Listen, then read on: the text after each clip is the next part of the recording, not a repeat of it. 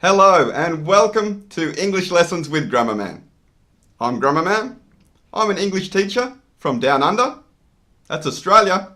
And welcome to the channel if you're new here. Today's English lesson is for intermediate and even advanced users of English.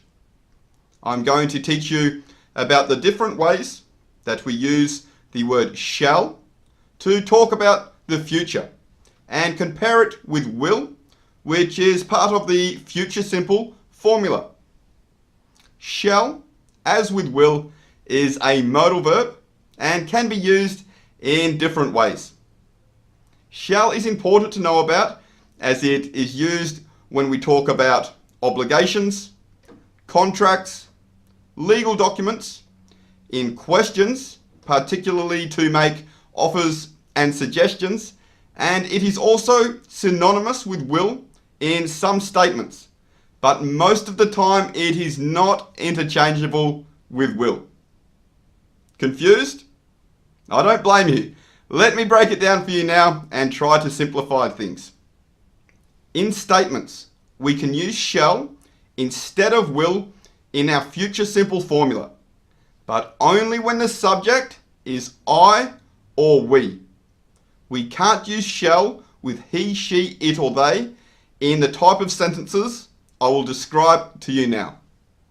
For example, we can say things like, I'll go to the party. This is future simple. Or, I shall go to the party. This is future simple with shall. This is a spontaneous decision. Are you going to the party? Yeah, sure. I shall go to the party. We can also use shall to talk about things you will do. For promises. Don't worry, we'll pay you back the money. Or, don't worry, we shall pay you back the money. And remember what I said, we cannot use shall with he, she, it, or they. So you cannot say, he shall go to the party. Or, they shall go to the party. Or, she shall pay you back the money. The correct sentences would be, he'll go to the party. Or, they'll go to the party. Or, don't worry, she'll pay you back the money. The use of shall in statements sounds very formal and is not used often by native speakers. It is quite outdated in the type of sentences that I have demonstrated for you so far. To use shall in the negative, we can contract to shan't. Shan't. But this is even more outdated and formal. So while it is grammatically correct to say we shan't go to the party, nobody says this. It is far more common to say we won't go to the party. An interesting point is in positive statements, subject plus shall and subject plus will both have exactly the same contraction. So there is no way of telling which word is used. For example, I will, contracted, is I'll, and I shall, contracted, is also I'll. And it's the same for all the subject pronouns. So a quick summary of what we've gone over so far. To talk about spontaneous decisions or promises in the future, we use future simple, which is subject plus will plus base verb. I will call you tonight. We can substitute will with shall if the subject is I or we. I shall call you tonight. However, shall is outdated and formal, so I recommend that you use will every time when making a promise or talking about a spontaneous decision. Or just use a contraction as it's the same for either will or shall. A time that shall is important to know about is for rules or obligations and for legal contracts and documents. Now, when used in this way, shall means that something must be done or adhered to. For example, all employees shall wear safety glasses when operating machinery. This means the employees must wear safety glasses. It is company policy. Or all employees shall inform their supervisor immediately of any safety concerns. They must do this. And one last example, a legal agreement when renting a house. The tenant shall pay for any damage caused to the property. In all of these sentences, shall means the same as must. And you may notice that in all these examples, we are not limited to just I and we pronouns as subjects. Probably the most well-known place where shall is used in this way, or shalt, which is the old-fashioned version of shall, is in the 10 Commandments. Thou shalt not steal, thou shalt not murder, etc. Here again, shalt or shall means must. Now the other way that shall is used, which is much more common in everyday use, is in questions, particularly to make offers and suggestions. When we make an offer in the form of a question, the subject is always I. Do you want me to do this for you? Shall I do this for you? When used to make an offer, shall means exactly the same as do you want me to do this for you? So for example, maybe my friend says, it's so hot in here. I can respond with an offer. Shall I open the window? This is the same as saying, do you want me to open the window? Or often we say, should I open the window? What we cannot do when making an offer in the form of a question is use will. We cannot replace shall with will here. So we cannot say, will I open the window? When used in this context to offer to do something for someone, then shall is very common. I'll give you a couple more examples. Shall I get you a drink? We could also say, should I get you a drink? Is the TV too loud for you? Shall I turn it down a bit? This is the same as, do you want me to turn it down? Or should I turn it down? And one last example, shall I pick the kids up from school today? Okay, all of these questions just mean, do you want me to? Shall I could be replaced with, do you want me to? And most of the time also with should I? And the questions would mean the same thing. The use of shall is common here though. I say questions like this often.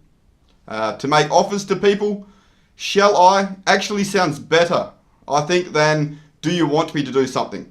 And it is a little more formal, but it is still used in everyday speech. The final way that we use shall is in questions again, but this time making suggestions or asking for a suggestion. We must use the pronoun we. This is also common, and I personally often ask questions using shall in my everyday speech. For example, shall we go out for dinner tonight? I'm too tired to cook. Again, shall could be replaced with should. Shall we go for a walk? This is the same as, do you want to go for a walk? Or should we go for a walk? Where shall we go for dinner tonight? Any suggestions? Again, all of these uses of shall could be replaced with should. And again, shall is slightly more formal, but is still used in everyday speech and works well in both of the question forms. To make offers using the pronoun I, for example, shall I take out the rubbish? Shall I take out the trash? As well as for making suggestions or asking for suggestions using the pronoun we. Where shall we go for our next holiday? Now there is one last trap to be aware of. While shall and should are interchangeable in the question form when offering to do something or suggesting something, they are not interchangeable in statements, only in questions. For example, when we are making a suggestion, we cannot say, I think we shall go to our favourite restaurant tonight. What do you think? The correct sentence would be, I think we should go to our favourite restaurant tonight. What do you think? Okay, so that's a lot of information. Let me see if I can now summarise it all for you and make it as simple as possible. Number 1.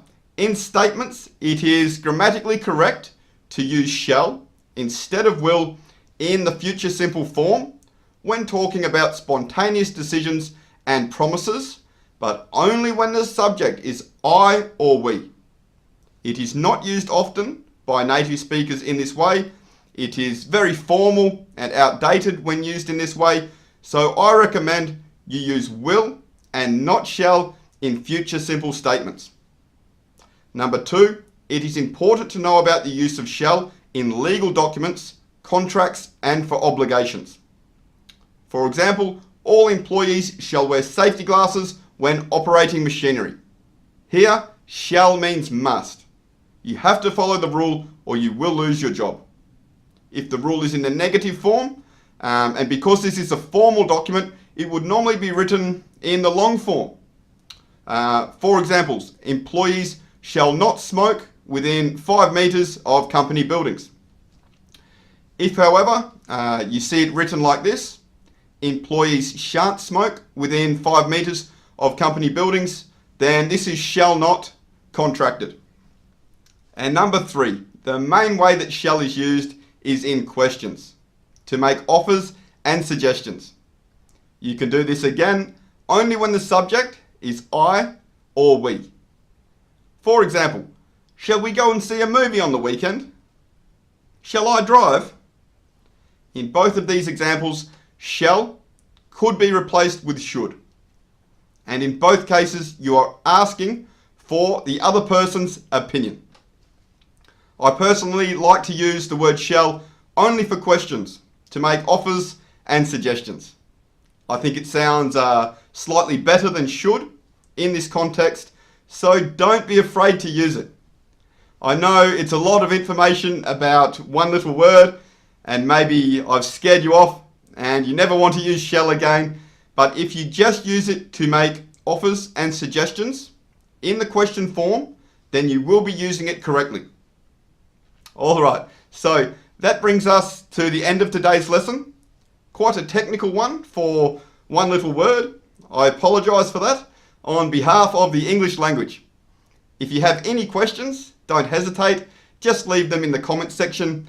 Don't forget to subscribe if you like my lessons and click the bell so you never miss an episode. And if you are interested in a free Skype lesson with me, then be sure to join my Facebook group, as I run competitions at least every month for exactly that, a free English lesson with me via Skype. Thanks for watching, everybody. I wish you all the best and best of luck with your English goals and life goals. Cheers.